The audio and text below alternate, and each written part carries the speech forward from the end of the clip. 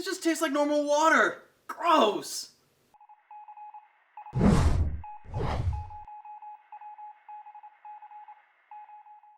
Good morning to you. I am SuperDerek and welcome back to today's JRPG weekly update. We've got a lot of news to talk about today. We've got Grandia's release date, which came out a lot sooner than expected, some new trailers that look pretty good, CyberConnect2 talks a little bit about potential .hack remasters, but before any of that, we've got today's top headline. This is sort of an interesting one. Let's reel it back. Let's step through this piece by piece. A couple of weeks ago, I talked a little bit about Falcom. How they had that interview where they basically said, we're not really very familiar with the Switch, so that's why we're not really developing anything for it right now. Also, we feel like all of our audience is on the PlayStation 4 right now, so that's what we're gonna just do. We're gonna focus on PlayStation 4.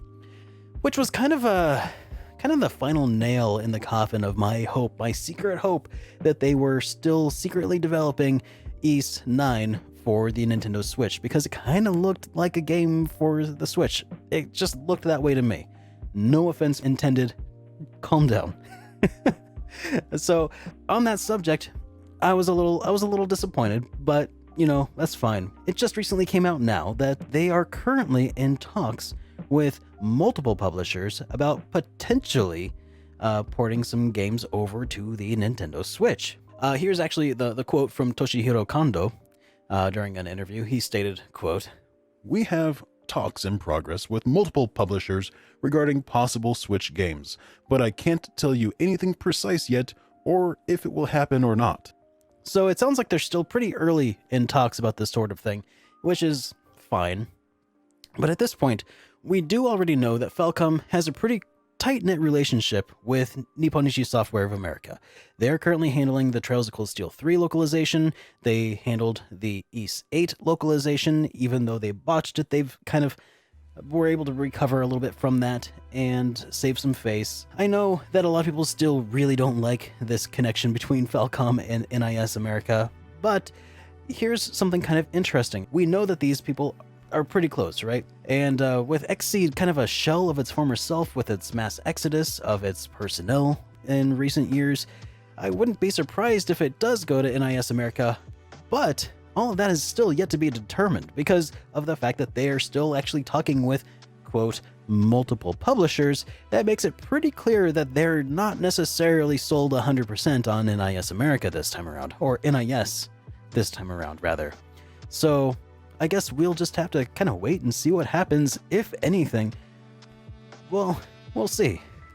And as for release date updates and localizations, Grandia Hd Collection got a release date update. This was kind of quiet for a little while, and then they announced that it is still in the works. Well, as it turns out, it's coming to Nintendo Switch and PC on August 16th. That's this Friday. That's a lot sooner than I expected, especially because I was expecting maybe some trailers, some gameplay to actually come out so we could see some of the more finished product of this, but will be digital only for the time being also, so that's also a little bit of a bummer. But if this does really well digitally, there is also a potential of maybe like a limited run release down the line.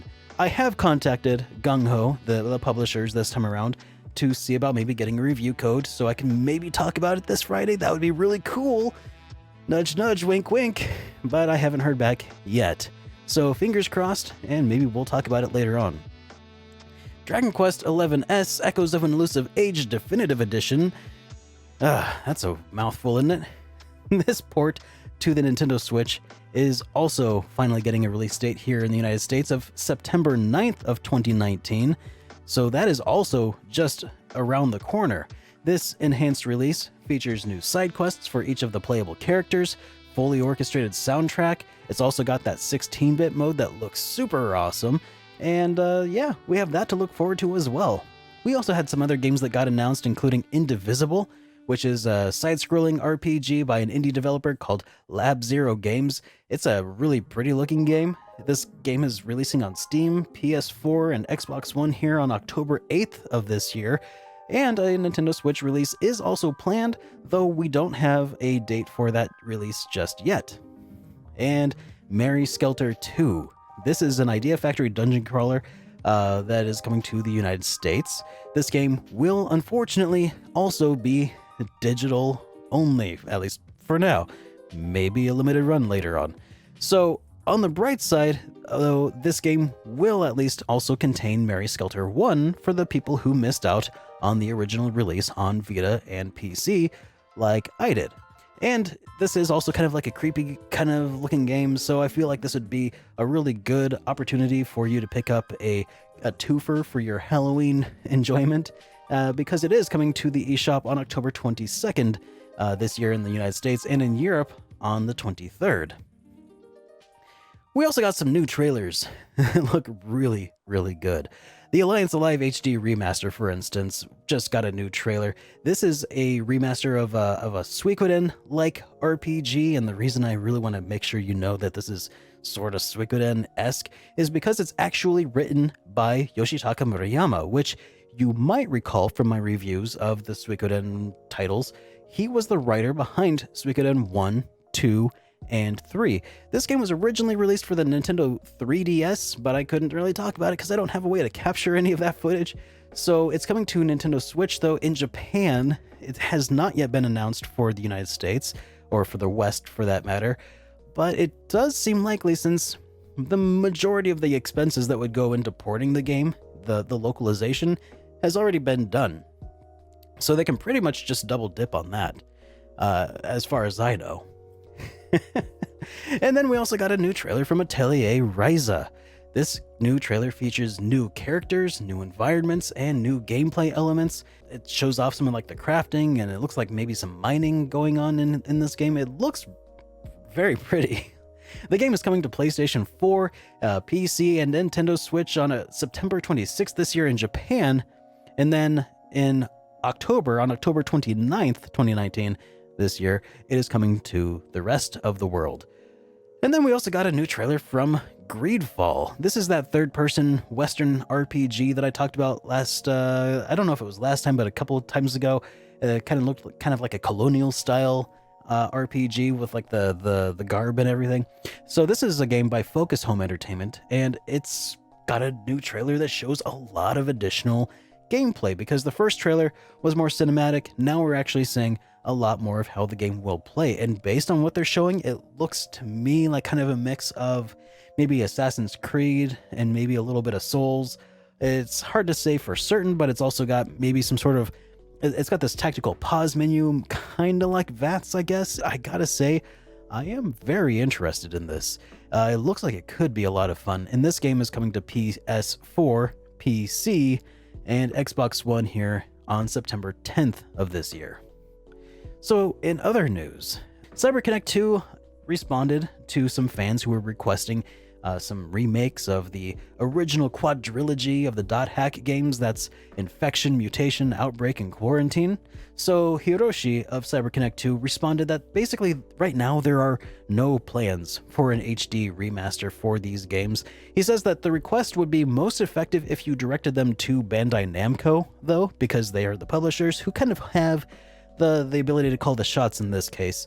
And then also, he mentioned that purchasing Dot Hack GU Last Recode on PS4 would also probably be the most helpful thing you could do to convince Namco Bandai that it would be a good idea to remaster these games. And if you're on the fence about this game, I had a lot of fun with it. You can check out my review of it over here somewhere. It's a really good deal if you consider the cost of buying the original releases physically. Woof. And then also, Grand Blue Fantasy Versus, the fighting game of Grand Blue Fantasy, is getting a full-fledged action RPG story mode built into it, which is kind of interesting. XSEED kind of made this announcement just earlier this week. So this is Grand Blue Fantasy Versus. This is the fighting game, not to be confused with Grand Blue Fantasy, the action RPG that also looks super cool.